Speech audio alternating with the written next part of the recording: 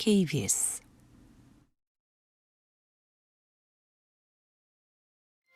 KBS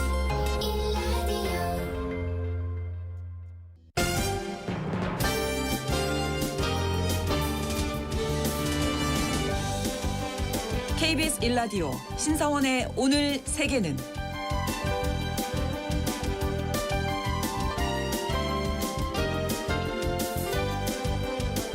안녕하십니까. 아나운서 신성원입니다. 캐나다와 영국에 이어서 프랑스도 팔레스타인을 국가로 인정한다고 공식 선언했습니다. 최근 가자 지구에서 인도적 위기가 급증함에 따라 서방 국가들이 이스라엘을 압박하고 두 국가 해법을 되살리기 위한 조치로 해석되는데요. G7에 속한 서방 주요국들 중에서 특히 벨푸어 선언으로 역사적인 책임이 있는 영국까지 이 같은 움직임에 합류하면서 팔레스타인 문제는 새로운 국면에 접어들었습니다. 각국의 지지 선언이 팔레스타인 국가 수립으로 이어질 수 있을지 아니면 팔레스타인에 대한 이스라엘의 공세가 더 격화될지 불확실한 상황은 계속되고 있는데요. 자세한 내용은 잠시 후 글로벌 이슈에서 짚어드립니다.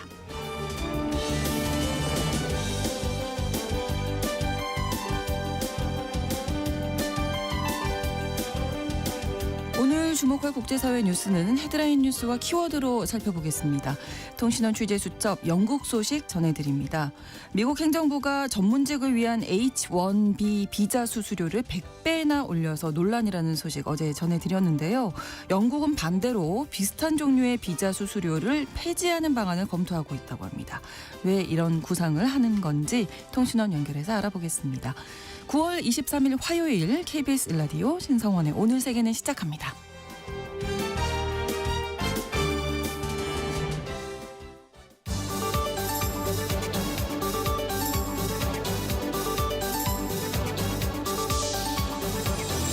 오늘 세계는 헤드라인 뉴스.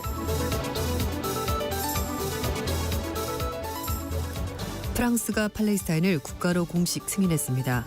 엠마누엘 마크롱 프랑스 대통령은 현지 시각으로 20일 유엔 총회장에서 팔레스타인 두 국가 해법을 논의하는 고위급 회의를 주재하면서 프랑스는 팔레스타인 국가를 승인한다고 밝혔습니다. 이날 회의는 팔레스타인 문제 평화적 해결과 두 국가 해법 실행을 논의하기 위해서 프랑스와 사우디아라비아가 공동 주최로 소집한 회의입니다. 이날 회의 앞서 캐나다, 호주, 영국, 포르투갈 등이 팔레스타인을 국가로 승인한다고 발표했고 20일 몰타가 승인대회에 합류했습니다. 이어 유엔 총회 고위급 회기 기간 동안 벨기에, 룩셈부르크 등의 추가 승인 발표가 이어질 전망입니다.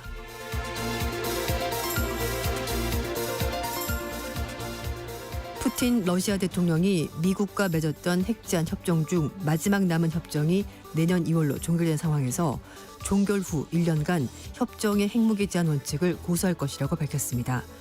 푸틴 대통령은 지난 2010년 체결된 뉴스타트 신전략 무기 감축 협정이 2026년 2월에 종결되면 세계 안보에 부정적인 충격을 줄 것이라고 주장했습니다.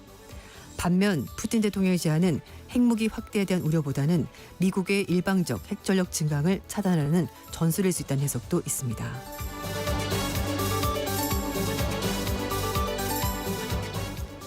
판궁성 중국인민은행장이 현행 통화정책과 관련해 경기 회복과 금융시장 안정을 지원하는 기조를 유지하고 있다고 밝혔습니다. 판 행장은 지난주 연방준비제도가 미국 기준금리를 0.25%포인트 인하했는데 글로벌 금융시장이 충분히 예상했던 만큼 시장 반응은 비교적 안정적이었다며 중국 내 주식, 채권, 외환 등 주요 금융시장도 잘 운영되고 있다고 설명했습니다. 판 행장은 앞으로는 거시경제 상황과 대내외 여건을 종합적으로 감안해서 다양한 통화정책 수단을 적절히 활용하겠다고 덧붙였습니다.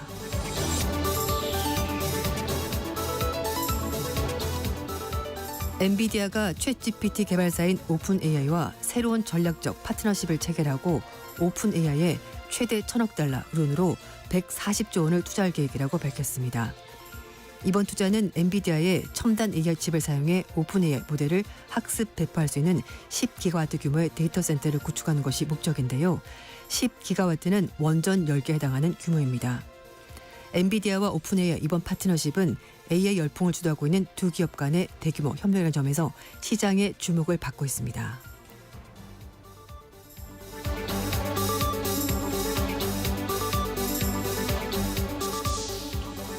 프랑스 파리의 대표 현대 미술관인 퐁피두 센터가 보수 공사를 위해 앞으로 최소 5년간 문을 닫습니다.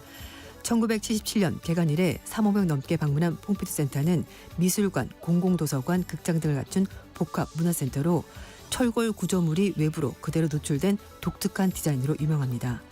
정부는 센터 개관 이래 단 한 번도 보수 공사를 하지 않아 안전 문제가 제기돼 건물 외벽의 성면 제거, 화재 안전 조치 강화, 이동 접근성 개선, 에너지 효율 최적화, 내부 공간 재설계 등이 이뤄질 예정입니다.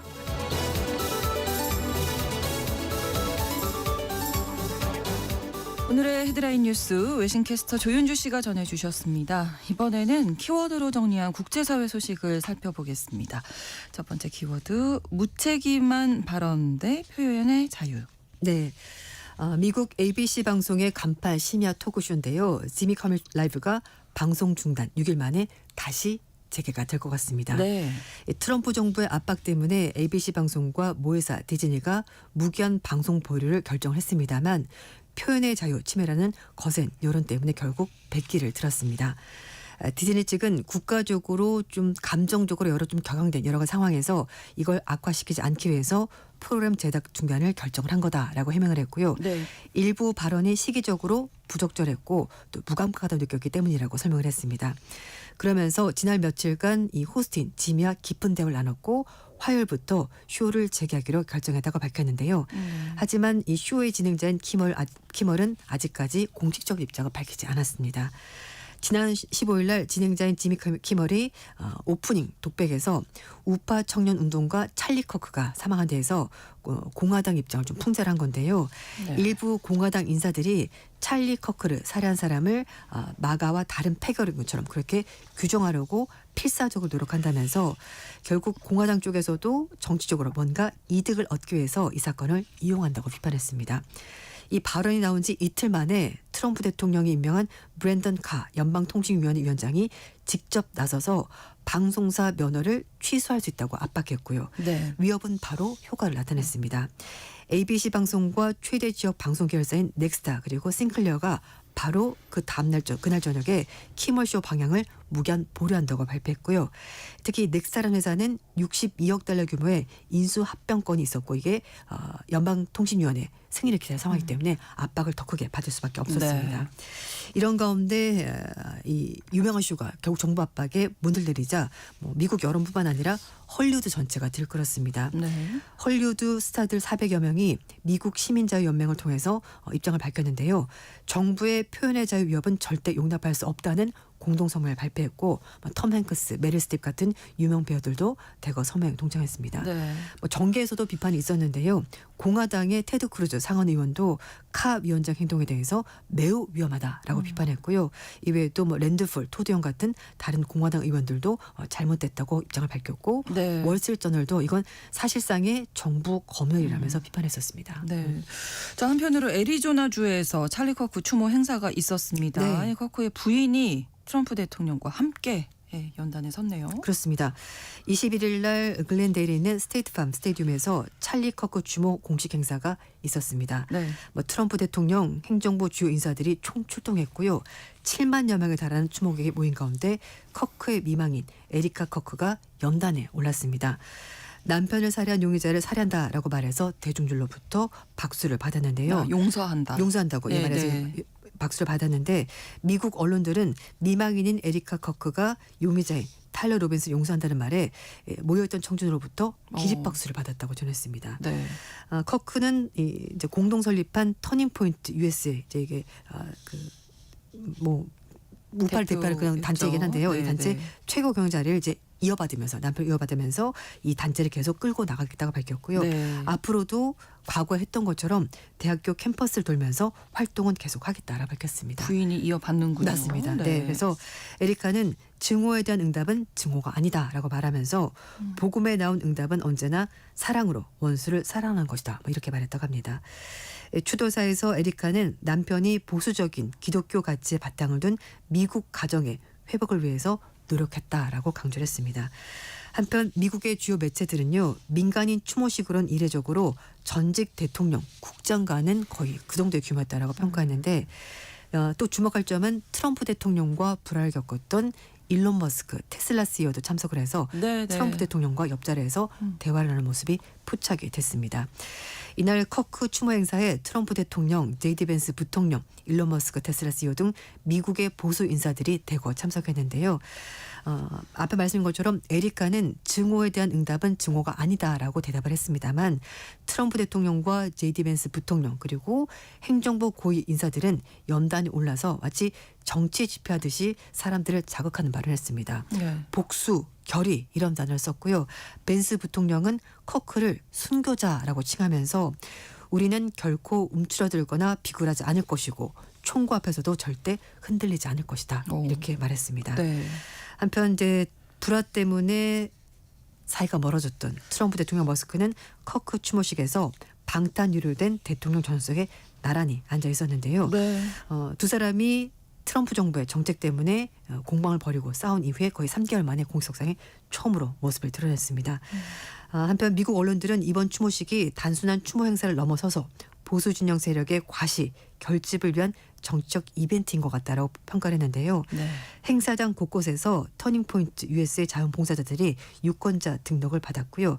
미국 국토안보부도 혹시 만일의 사태에 대비해서 최고 수준의 보안 등급을 유지했었다고 합니다. 그렇군요. 네. 다음 키워드 믿을 수 없는 안전한 선택. 네. 이 두 단어가 상충하지 않습니까? 네. 그래서 지금 타이런을 두고 미국에서 논란이 벌어지고 있는데요. 네. 한쪽에서는 먹어서는 안 된다. 위험하다. 네. 그리고 또 전문가들은 아니다. 지금 현재로서는 가장 안전한 선택이다라고 말하면서 입장이 완전히 엇갈리고 있습니다. 네. 트럼프 행정부가 전 세계적으로 가장 많이 쓰이는 진통제입니다. 타이레놀, 이제 성분은 아세트 아미노펜인데요. 이것이 바로 자폐증을 유발할 수 있다고 발표하면서 논란이 되고 있습니다. 임산부에게 타이레놀을 가장 안전한 진통 해열제로 권고했었던 기존 의학 지침과 완전히 정반대되는 건데요. 네. 의학계와 전문가들은 인과관계가 증명되자는 주장이라면서 임신부 그리고 태아를 더 큰 위험에 빠뜨릴 수 있다면서 정부 결정에 반대를 하고 있습니다. 네. 그런데 트럼프 대통령이 백악관에서 기자회견을 열고 만약에 고열이 없다면은 임신부가 아세트 아미노펜 사용을 자제해야 된다라고 입장을 밝혔는데요.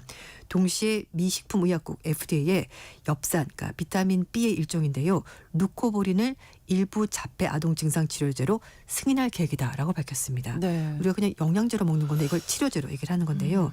이번 발표는 로버트 F 케네디 주니어 보건복지부 장관이 주도한 것으로 보이는데 이미 올해 4월 달에 9월 달까지 자폐증 유행 원인을 알아내겠다라고 공언한 바 있습니다. 그렇군요. 네. 하지만 의학계는 즉각 반발에 나섰는데요. 미국의 산부인과 학회 그리고 영국의 왕립 산부인과 학회 등 주요 의료기관들이 현재 아세트 아미노펜을 임신 중 통증과 발열에 사용할 수 있는 1차 선택 약물로 권고를 하고 있고요. 네. 임신 중에 고열을 치료하지만 오히려 아이의 그 심장 질환 또는 신경관 결성 등 여러 가지 선천적 장애를 남길 가능성이 있다면서 경고를 하고 있습니다. 그러니까 반드시 먹어야 된다는 거죠. 만약에 힘들다면은. 네. 하지만 아세트 아미노펜과 자폐증 사이의 연관성에 대해서 연구가 지난 수십 년간 진행이 되고 있었다고 합니다.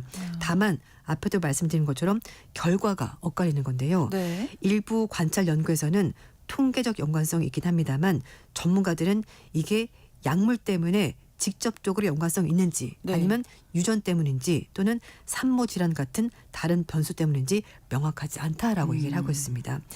실제로 2014년에 스웨덴 아동 250만 명을 대상으로 대규모 연구가 진행이 됐는데요. 아세트아미노펜 노출과 자폐증 사이에 인과관계가 없다는 결론이 나왔었습니다. 최근의 연구라서 네. 2024년이니까요. 맞습니다. 예. 이런 발표에는요. 최근 미국에서 있는 여러 가지 소송과도 관련이 있습니다. 수백 명의 부모와 자폐증 관련 활동가들이 타이레놀이 자폐증을 유발할 수 있다고 경고를 하지 않는다면은 소매업체 상대에서 소송하겠다라면서 이제 이게 법적 문제까지 번지게 된 거고 네. 2013년 12월달에 미국 연방법원이 과학적 증거가 부족하다는 이유 때문에 전문가 증언을 금지했습니다.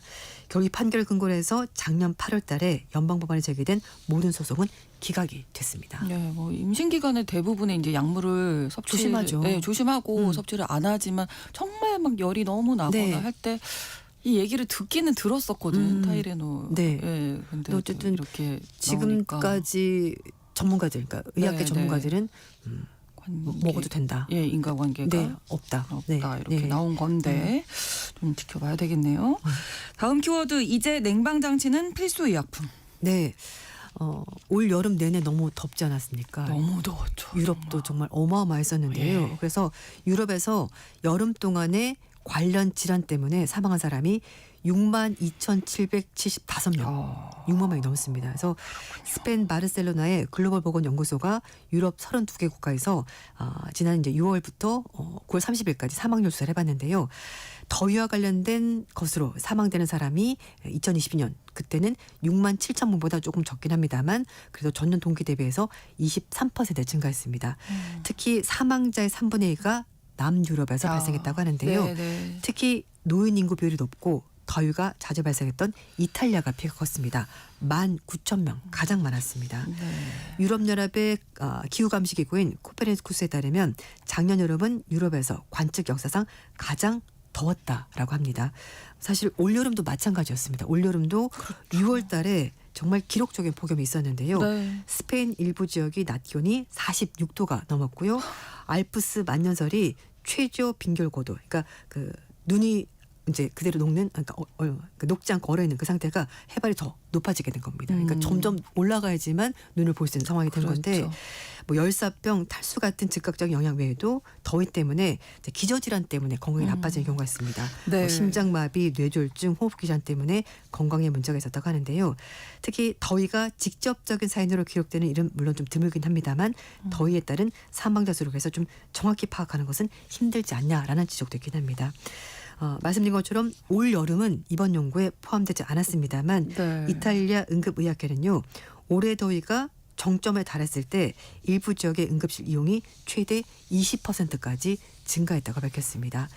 유럽 환경청 관계자도 장기적으로 유럽의 냉방 관련 인프라를 개선해야 된다면서 더위로부터 보는 가장 필요한 사람들에게 이제 필수 의약품처럼 취급돼야 될 거다라고 얘기를 했습니다. 그러네요. 안토니오 구테스 사무총장도 올 여름 유럽 폭염에 대해서 지구는 갈수록 뜨겁고 위험해지고 있다면서 여기에 면역인 국가는 없다. 더 강력한 기후 행동을 해야 된다라고 촉구한 바 있습니다. 네. 다음 키워드 폭파장이 된 불꽃 축제. 네. 중국 티베트 히말라야 고산지대에서 한 아웃도어 브랜드가 불꽃놀이 축제를 해서 논란이 되고 있다고 하는데 홍보 차원에서 만든 거라고 합니다. 네. 이 회사는 불꽃놀이 예술가 차이거창과 함께 협업해서 지난 19일 날 시가치 지역의 히말라야 산맥인 성룡쇼를 보였다고 하는데요. 진짜 용이 올라가는 것처럼 능선을 따라서 불꽃이 막 이렇게 이제 튀는 장면인데요. 네.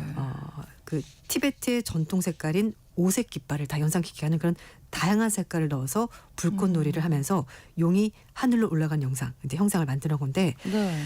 이게 해발 4,600에서 5,000m 고지에서 이 불꽃 축제가 펼쳐지게 된 겁니다. 네. 그런데 영상이 공개되자 중국 내에서 반발이 있었습니다. 고산지대만 사는 민감한 식물, 동물들인데 이게 파괴될 수 있다라면서 비판했고요. 네. 일부 누리꾼들은 이건 예술 쇼라고 하기보다는 산을 폭파하는 것과 다름없다라면서 강력히 비판했습니다. 주최 측에서는 합법적인 절차를 거쳤고 불꽃에 사용된 그 약품들, 분말들은 모두 생분해 성분이다라고 밝혔습니다만 여론이 진정되지 않았고요. 결국 논란이 점점 커지자 시장 자치구 시가치시가 현장 조사에 들어갔습니다. 네. 사건을 중대하게 보고 있고 결과에 따라서 법에 따라 처리하겠다라고 밝혔는데요.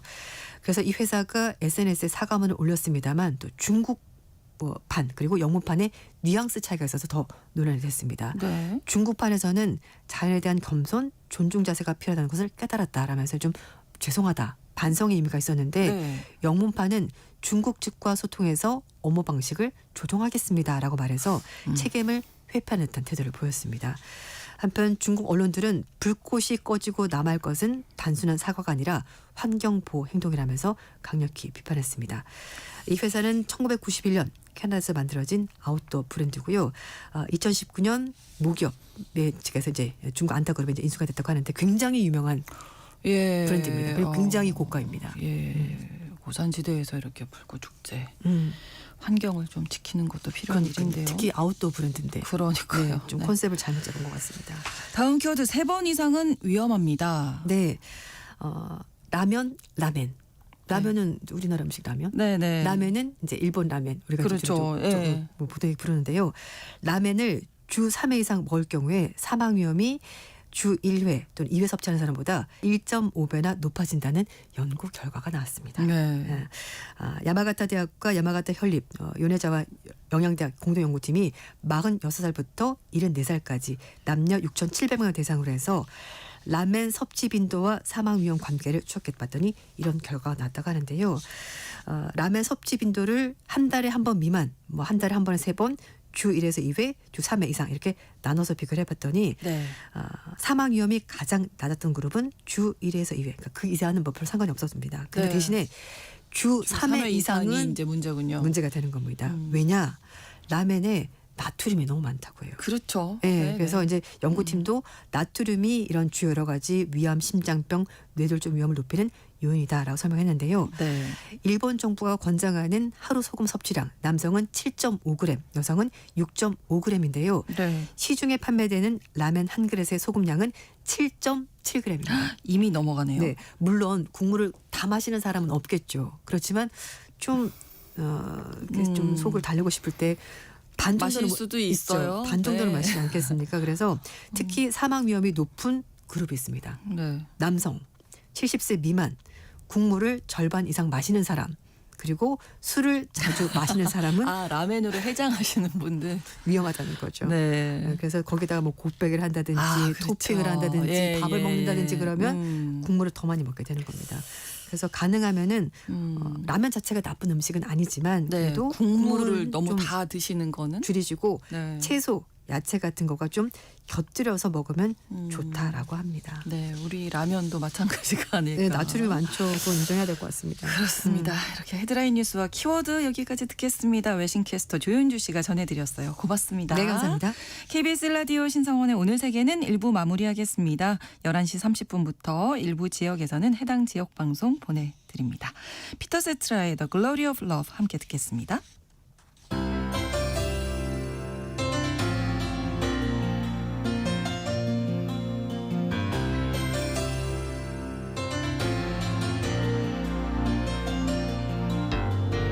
Tonight it's very clear as we're both lying here.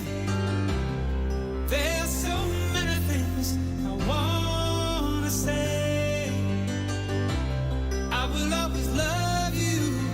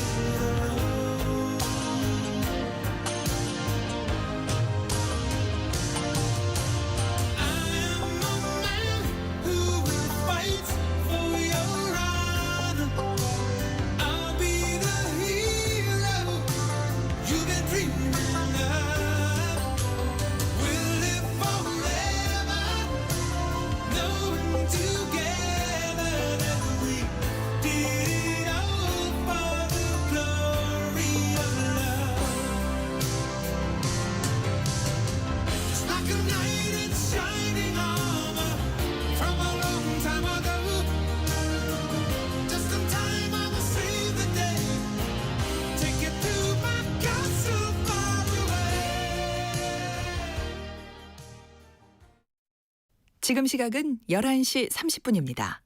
KBS Ladies and gentlemen. 국제사회의 다양한 뉴스를 한눈에 KBS 1라디오 신성원의 오늘 세계는 세계를 바로 보는 최소한의 투자입니다.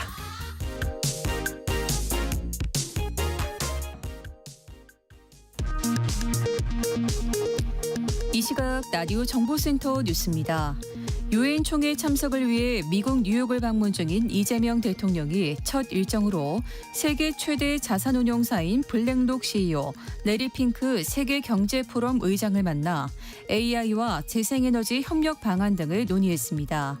또 미 상하원 의원단을 접견한 데 이어 뉴욕 한인사회 동포들과 만나 재외국민 등 투표 제도 개선을 약속했습니다.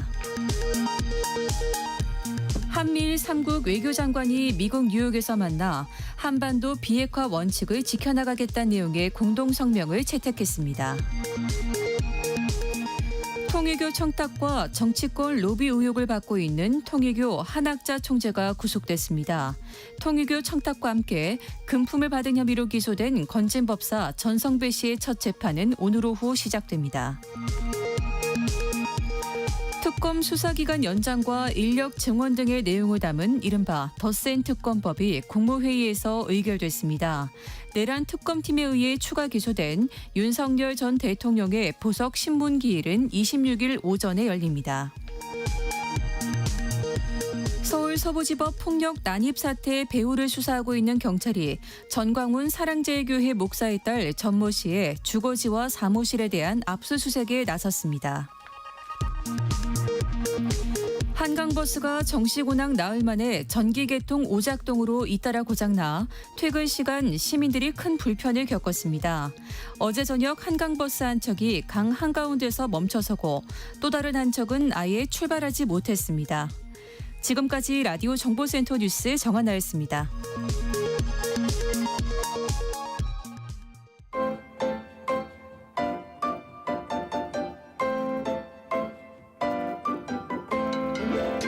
통신원 취재 수첩.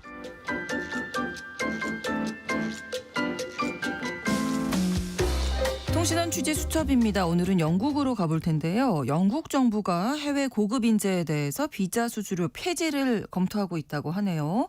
최근에 미국에서 내린 행정 명령과는 정반대 움직임인데요. 관련 내용 런던 김수정 통신원이 전해드리겠습니다. 안녕하세요. 네, 안녕하세요. 영국 런던입니다. 네, 일단 영국 정부가 추진하고 있죠. 글로벌 인재 육성 방침 내용부터 좀 정리해 주실까요? 네, 이번에 그 영국 정부가 내놓은 방안의 요지는요. 그 비자 비용과 행정 장벽을 낮추고 세계 최고 수준의 우수한 과학자와 연구자, 예술가와 디지털 기술 인재를 선별적이고 적극적으로 영국에 유치하겠다는 겁니다. 네. 이를 위해서 현재 766파운드, 우리 돈으로 약 144만 원 정도인 그 비자 신청 수수료를 크게 낮추거나 면제하는 방안까지 검토하고 있고요. 네. 절차도 간소화하겠다고 밝혔는데요. 세계 상위 5개 대학 같은 최고 대학 출신자들이나 권위 있는 수상자에 대해서는 별도로 혜택을 주는 것도 검토 중입니다. 이러한 논의는 영국 키어스터머 총리실 산하의 글로벌 인재 태스크포스 차원에서 이루어지고 있고요. 경제 성장과 혁신 경쟁력 제고를 목적으로 재무부와 과학부가 함께 협의 중이라고 합니다. 네, 이 비자는 언제부터 시행된 건가요? 네, 이 글로벌 인재 비자는 2020년에 도입됐습니다. 네. 기존의 익셉셔널 탤런트, 즉 특출난 인재 비자를 대체한 제도인데요.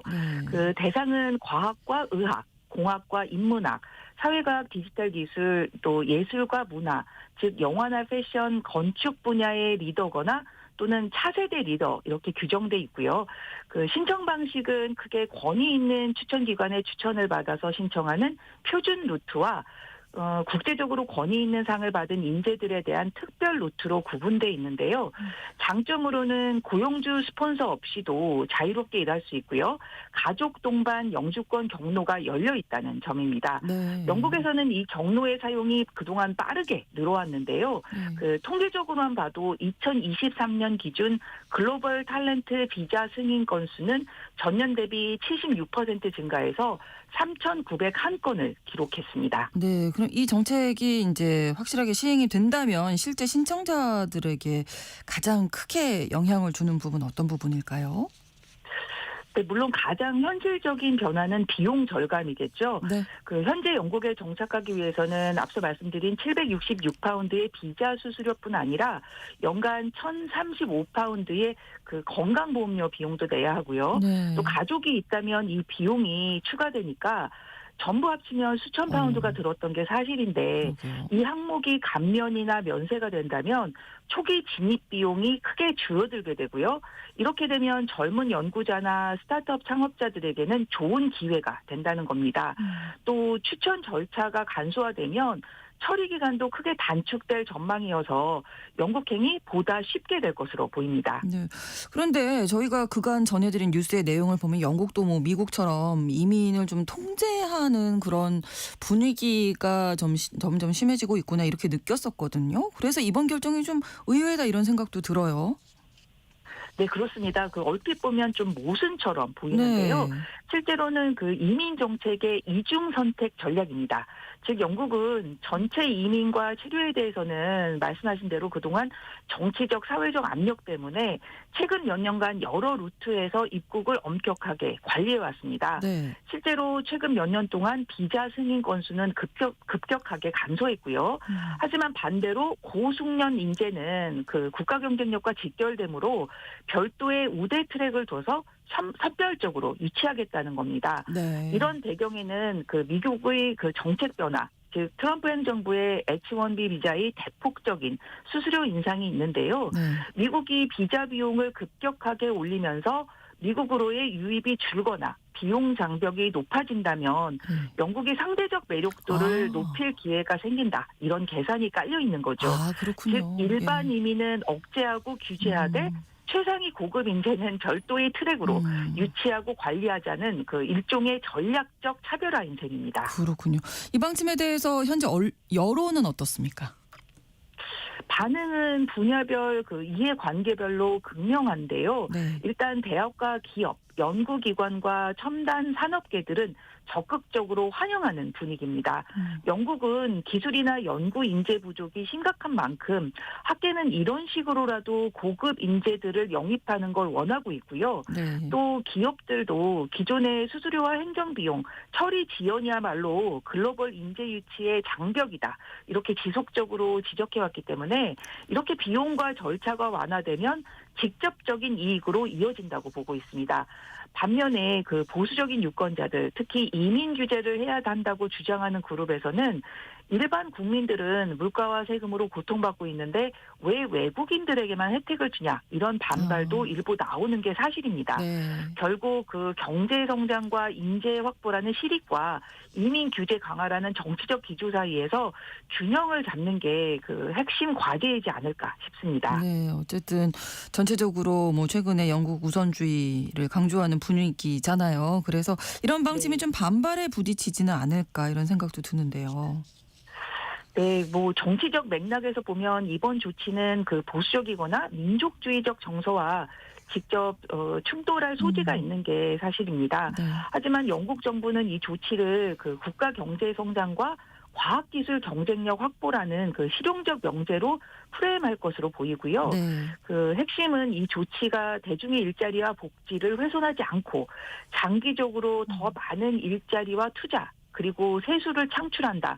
이런 논리를 얼마나 설득력 있게 제시할 수 있냐. 이런 문제일 것 같습니다. 네, 오늘 소식 잘 들었습니다. 고맙습니다. 네, 감사합니다. 영국 런던에서 김수정 통신원이었습니다.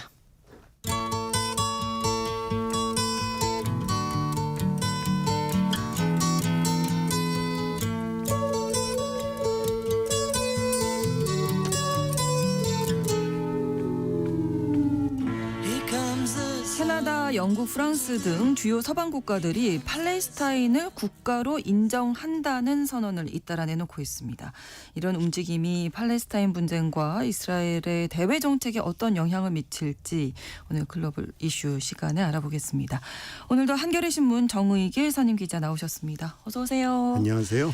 자, 이 팔레스타인을 국가로 공식 인정하는 움직임이 계속되고 있습니다. 일단 네. 어떤 국가들인지 좀 정리해 주실까요? 우리 시간으로 오늘 새벽입니다. 네.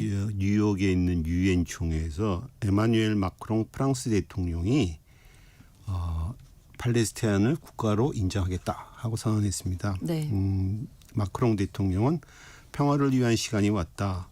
그 어느 것도 가자에서의 전쟁을 정당화할 수는 없다. 그러면서 팔레스타인을 국가로 인정해야 된다. 이렇게 말을 했어요. 네.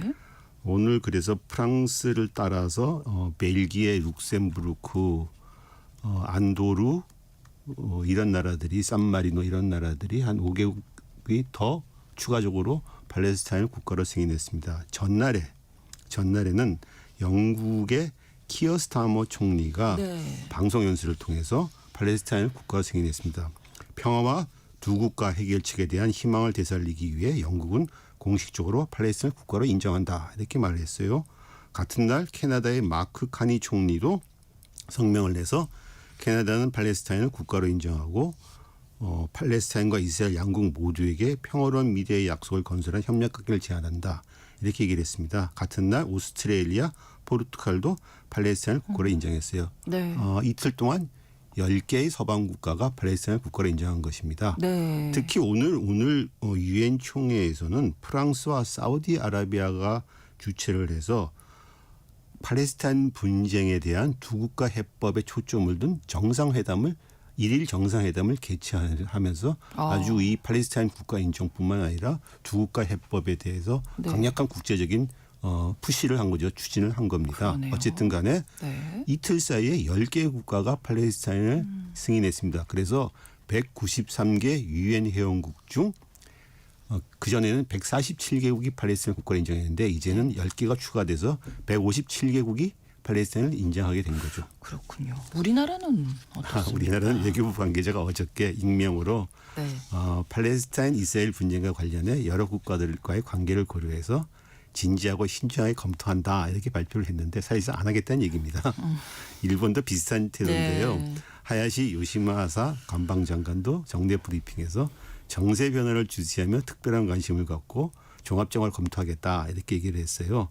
그래서 또 하나는 두 국가 해결을 갖다가 일본 한국 지지해 왔기 때문에 국가 승인 자체는 문제가 아니라 시간 문제다 이렇게 얘기했습니다. 근데 하여튼 그 시간이 문제긴 문제죠. 안 네, 하는 당장은 안 한다는 거니까요. 네. 근데 왜 한국과 일본이 다른 나라들은 다 하는데 안 하느냐. 네. 그러니까 미국 때문에 그런 것 같아요. 아사히 신문이 이런 보도를 했어요. 미국 정부가 팔레스타인의 국가 승인을 보유하도록 일본 정부에 비공식 요청을 했다. 그래서 일본 정부는 당분간 팔레스타인 국가로 승인하지 않는 방침이다. 국가로 인정하게 된다면 미국과 관계 악화를 우려한 측면이 있다 그랬습니다. 한국도 마찬가지겠죠. 네. 자, 팔레스타인 국가 인정 그리고 두 국가 해법 이 얘기가 계속 나와서 네. 이게 어떤 건지 이제 오늘 이 시간에 좀 알아보겠습니다. 그러니까 팔레스타인 분쟁은 19세기 말부터 유럽에서 팔레스타인으로 이주한 유대인들과 그 땅에서 살고 있던 기존의 주민들 사이에 땅을 놓고서 갈등을 벌인 게 지금까지 이어지고 있는 분쟁이죠. 네. 유대인들은 1948년에 이스라엘 건국을 하고 팔레스타인 전역을 점령했습니다. 그래서 팔레스타인 주민들의 땅을 뺏어서 팔레스타인 주민들은 난민으로 살아왔습니다. 네. 그런데 국제사회는 그 전에 1947년에 유엔 결의안 181호를 통해서 팔레스타인 땅에는 이스라엘뿐만 아니라 팔레스타인 국가를 건설해야 된다. 이렇게 결의를 해줬습니다. 그런데 네. 지금까지 이스라엘만 건국되고 팔레스타인 건국이 안 됐고 더구나 이스라엘은 팔레스타인 국가 건설될 땅을 갖다가 계속적으로 뺏어오고 또 확장해 오고 있습니다. 그래서 지금 문제가 계속 더 악화되어 온 거죠. 네, 네. 그렇기 때문에 일찌감치 두 국가 해법, 즉 팔레스타인은 이스라엘과 팔레스타인 두 국가가 있어야 된다는 해법이 전쟁이 2차 전쟁이 끝나자마자부터 국제사회에서는 공인된 해법이었습니다. 그런데도 네. 이걸 갖다가 이스라엘이 계속 지키지 않았기 때문에 아랍세 국가들과 4차례나 전쟁을 했었고 또 팔레스타인 주민들은 어마어마한 투쟁과 저항을 했었죠. 결국 그것 때문에 1993년에 미국의 중재로 오슬로 평화협정을 맺었습니다. 오슬로 평화를 맺어서 서한과 지금 가자 지구에 팔레스타인 국가를 건설한다. 이런 평화협정을 이스라엘이 승인을 하고 받아들였습니다. 네, 네. 그래서 두 국가 해법이 다시 국제사에서 완전히 또 구체화되고 공인된 거죠. 근데 이 협정을 주도했던 이츠하크 라빈 당시 이스라엘 총리가 이스라엘의 구구 세력에 의해서 암살을 당하고 네. 팔레스타인 독재 국가를 반대하던 베냐민 네타냐후 등 현 총리 등 강경 우파 세력들이 집권을 하면서 결국 두 국가 해법이 또 표류를 해온 거죠. 예. 오슬로 평화협정 이후 많은 국가들이 팔레스타인 국가를 인정했는데 정작 미국 등 서방 국가는 인정하지 않고 있었습니다. 이들은 두 국가 해법은 인정한다. 네. 하지만 팔레스타인 국가는 인정 못하겠다. 왜? 두 국가 해법이 만들어질 수 있는 해결이 될 때까지 팔레스타인 국가를 인정하지 않겠다고 계속 미뤄왔는데 네, 네. 이번에 이제 프랑스와 영국이 합류하게 된 거죠. 왜 합류를 했냐면 2023년부터 가자 전쟁이 발발했고 이스라엘이 휴전을 거부하면서 가자도 점령하고 더 나아가서 지금 서한 지구까지도 점령하려고 그렇죠. 하고 있습니다. 네. 그러니까는 이런 이스라엘을 방관한다면 이 두 국가 해법이 분쟁은 더 악화되고 두 국가 해법이 근거가 말살될 것이다. 그래서 이제 서둘러서 드디어 영국과 프랑스가 나서서 두 국가 팔레스타인 국가를 인정하게 된 거죠. 네. 그러니까 역사적으로 봐도 이전부터 이제 팔레스타인 국가를 인정한 국가들도 많았고 네네. 이런 두 국가 해법도 얘기가 계속 나왔던 네. 건데 네네. 왜 이번에 더 주목을 받는 건지 영국, 프랑스, 캐나다의 결정이 중요한 이유는 그렇습니다. 어떤 건가요? 네, 이번에 팔레스타인 인정 국가는 앞서 말한 대로 영국, 프랑스, 캐나다, 오스트레일리아, 포르투갈, 네. 벨기에 이런 서방 국가들입니다. 국제사회에서 상당히 영향력이 있는 국가들이죠. 그렇죠. 특히 영국과 프랑스는 유엔 안전보장이사의 상임이사국입니다. 사실상 유엔의 결정을 갖다가 결정할 수 있는 국가들입니다. 비토권을 갖고 있는 하고 그리고 무엇보다도 영국, 캐나다, 오스트레일리아, 뉴질랜드 이런 나라들은 네. 미국과 정보를 공유하는 파이브 아이즈라고 해서 미국의 가장 친밀한 동맹국들입니다. 같은 앵글로색슨 국가고 영어를 쓰는 국가들이고 그렇죠. 예. 그렇기 때문에 이스라엘 일방적인 편이던 미국이 가장 친했던 동맹 국가조차도 이제 이스라엘 편을 더 이상 못 들어주겠다. 그래서 팔레스타인 국가를 인정해야겠다 하는 것은 미국에는 큰 타격이고 외교적 고립이고 또 이제 더 이상 미국의 영향력이 이제 잘 통하지 않게 됐다는 얘기죠. 네, 어느 좀 정도. 압력이 되겠죠 미국에게도. 네. 그래서 유엔 상임 안보리 이사국 중에서는 팔레스타인을 국가로 인정하지 않는 나라는 이제 유일하게 미국만 남아 있는 것입니다. 5개 국가 중 4개 국가는 다 인정을 했는데 네. 미국만 인정을 안 하고 있는 거죠. 특히 영국의 인정은 상당히 역사적인 의미가 있습니다. 왜냐하면 영국은 1917년 당시 아서 벨포 외교장관이 팔레스타인 땅에 유대인 국가를 건설할 수 있다고 하는 벨포 선언을 갖다가 발표를 함으로 해갖고서 네. 이 팔레스타인 문제를 갖다가 국제 문제로 만들었던 장본인입니다. 네. 즉 지금의 이스라엘을 건국할 수 있는 단초를 제공한 국가죠. 그런데 이제 이 영국이 이제 드디어 120년 만에 그 땅에 이제 팔레스타인도 인정을 해야 된다 이 얘기를 한 거니까 역사의 한 챕터까지 넘어가게 된 거죠. 그러네요. 네. 그러면 이 팔레스타인 국가 건설하는 문제나 분쟁 해결에 어떤 진전이 획기적으로 있을 것으로 보십니까? 현실적으로는 그렇지 않을 것 같습니다. 오히려 네. 왜냐하면 팔레스타인을 점령한 이스라엘이 절대로 이걸 수용하지 않을 것이고 미국도 동의하지 않기 때문입니다. 네. 오히려 이번 조치가 이스라엘의 팔레스타인 점령을 가속화하고 굳힐 우려가 있습니다. 팔레스타인 국가라는 건 없을 것이라고 계속적으로 공언해온 베냐민 네타냐후 총리가 네. 지금 유엔 총회에 참가하려고 미국에 가 있는데요. 미국에서 이런 말을 했습니다. 우리는 유대와 사마리아라는 것은 유대인들이 지칭하는 서한지구입니다. 네. 유대와 사마리아에서 유대 정착적 건설을 배가해왔고 또 이제 그 길을 계속 갈 것이다. 우리 영토의 심장부에서 우리에게 테러 국가를 강요하는 최근의 시도에 대한 대응은 내가 미국을 방문한 뒤 돌아가서 나올 것이다. 기다려라. 이런 말을 했습니다. 상당히 무서운 얘기입니다. 그러니까요. 가갖고서 아예 서한도 점령해 버리겠다 이런 기세입니다. 실제로 네네. 구구 성향의 이타마르 벤 그비르 국가치안장관은 즉각적인 대응책이 요구된다며 유대와 사마리아에서 주권 인정을 위한 제안을 제출할 것이다 얘기를 했습니다. 아랑곳하지 않는데요. 네. 유대와 사마리아 주권 인정은 이게 무슨 얘기냐 그러면은 네. 서한지구를 갖다 합병해 버리겠다. 공식적으로 합병해 버리겠다는 거죠. 지금 물론 서한지구를 이스라엘이 점령은 하고 있지만은 단순히 점령이 아니라 우리 영토입니다 하고 선언해 버리겠다고 얘기를 하는 겁니다. 네. 이미 구구 성향 재무장관인 베자렐 스모트리는 지난 8월 14일에 팔레스타인 국가라는 개념을 완전히 묻어버릴 서한에서 정착존 확대 계획을 발표를 했습니다. 표현이 묻어버리겠다는 표현을 썼습니다. 그가 발표한 이완 지역 정착적 프로젝트는 뭐냐면은 서한에서 추가적으로 3,400호의 정착적 주택을 건설하는 한편 네. 동예루살렘과 서한의 나머지 지역을 완전히 차단시켜버리고 서한의 그에 따라서 서한의 80% 이상을 갖다가 완전히 점령하는 구상입니다. 동예루살렘은 팔레스타인이 독립국가를 건설하면 자기가 수도로 삼겠다 이렇게 말하고 있는 지역입니다. 네. 이미 이스라엘은 서한에서 61%를 완전히 점령하고 있고 21%에서도 치안권을 가지고 있습니다. 네. 사실상 80%를 갖다 점령하고 있는데 이 80%를 갖다가 이제는 점령이 아니라 합병해서 공식 자기네 영토로 선언을 만들어 하겠다. 보겠다고 이런 네. 지금 의도입니다. 이번에 영국, 프랑스가 팔레스타인 국가 인정에 나선 것도 가자 점령 이후에 이스라엘 이런 점령 확대에 촉발된 것이다. 더 이상 이거 방관하다가는 네. 팔레스타인 국가라는 개념 자체가 완전히 그야말로 땅에 묻혀버리고 씨가 말릴 것이다. 이렇게 했습니다. 하지만 이스라엘은 네타냐후 공군처럼 오히려 가자와 선에서 점령 확대로 팔레스타인 국가에서 완전히 잘라버리려고 할 것이고 이번에 그 국가 승인의 작업보다 더 세게 추진하겠죠.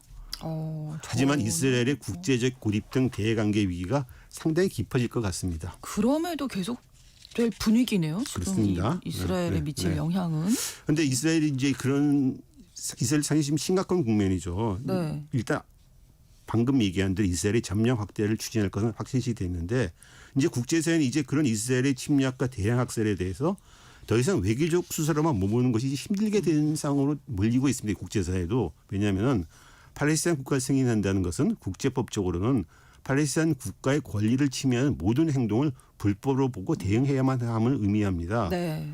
유럽 국가들은 이미 2023년 스페인을 시작으로 해서 네덜란드, 벨기에, 이탈리아, 슬로베니아가 이스라엘에 대한 무기 수출을 금지했고 최근에는 유럽 국가 중에서 이스라엘과 가장 우호적인 독일마저도 이 무기 수출 대회에 합류를 했습니다. 네. 또 유럽연합은 지난 9월에 무역 혜택 중단, 이스라엘의 구구 항로들을 제재하는 등 이스라엘에 대한 포괄적인 제재를 제안했고 특히 스페인에서는 최근 연일 대규모 시위가 반 이스라엘 대규모 시위가 벌어지고 있습니다. 네. 이스라엘이 이렇게 점령을 지속한다면 유럽에서는 아주 큰 여론이 일겠죠.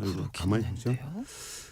또 하나는 트럼프 일기 행정부 이후 추진해온 아브라함 협정에 따라서 이스라엘과 국교 정상을 추진하는 아랍 국가들입니다. 네. 아랍 국가들이 최근에 이스라엘 이런 움직임을 보고서 야, 더 이상 이스라엘과 관계선을 해야 되냐, 하지 말아야 되겠다는 이제 여론이 일고 있죠. 네. 특히 아랍에미리트 연합은 이스라엘의 서한 점령이 금지선을 넘는 것이다. 그래서 이스라엘과 수교 관계를 갖다 격화시킬 수 있다는 의사를 표시했습니다. 네. 이스라엘은 최근에 카타르마저도 공격을 했었죠. 그렇죠. 가자 전쟁 이후에 이스라엘이 가자 지구뿐만 아니라 레바논, 시리아, 이란, 예멘에 있어 카타르까지 공격을 했습니다. 그 중동에 있는 아랍 국가들은 야 이스라엘을 지가 원하면 아무나 저게 공격을 하네. 그러니까요. 위협을 안 느끼겠습니까? 예, 예. 당연히 느낍니다.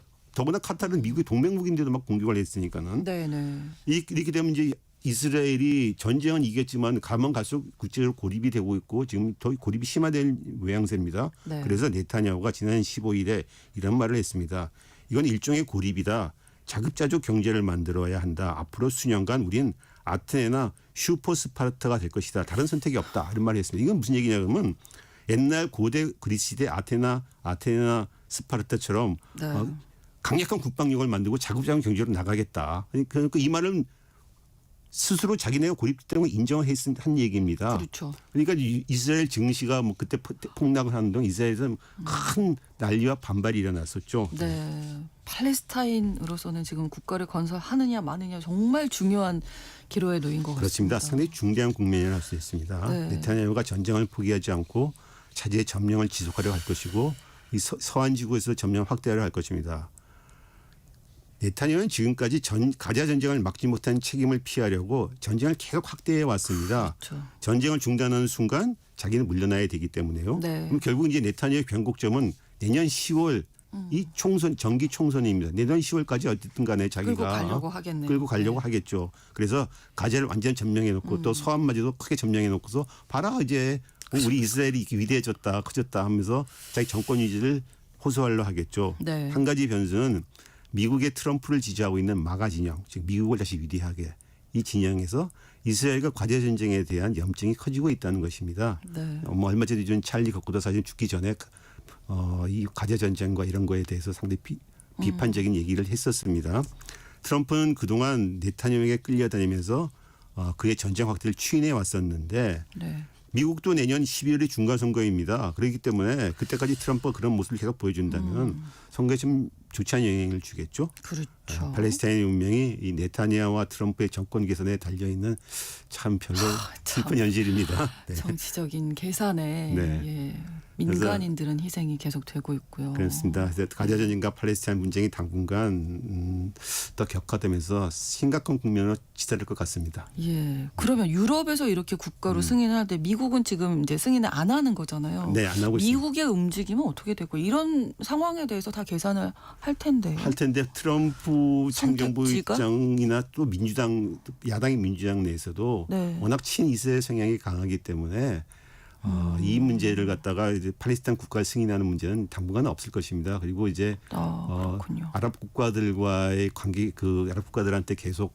그거 좀 어떻게 이스라엘과 관계 좀 좋게 지내봐라 아니면 이런 식의 얘기를밖에 못할 것 같습니다. 그리고 트럼프 행정부로서는 현재로서는 하여튼 이 네타냐후의 앞서 말한 네타냐후의 전쟁 확대를 갖다가 네. 계속적으로 추인해 왔습니다. 그래서 그 기조가 당장 바뀔 것 같지는 않습니다. 네. 문제가 점점 더 좀 심각해지겠다. 기로에 서 있다고 보는 거죠. 이제 그렇게 생각이 되네요. 네, 알겠습니다. 오늘 글로벌 이슈에서 서방 국가들이 팔레스타인을 국가로 인정한다고 공식 선언하고 나선 배경 그리고 팔레스타인 문제에 미칠 영향 등에 대해서 살펴봤습니다. 한겨레 신문 정의길 선임 기자와 함께했습니다. 고맙습니다. 감사합니다. KBS 라디오 신성원의 오늘 세계는 마치겠습니다. 내일 오전 11시 5분에 다시 뵙겠습니다. 고맙습니다.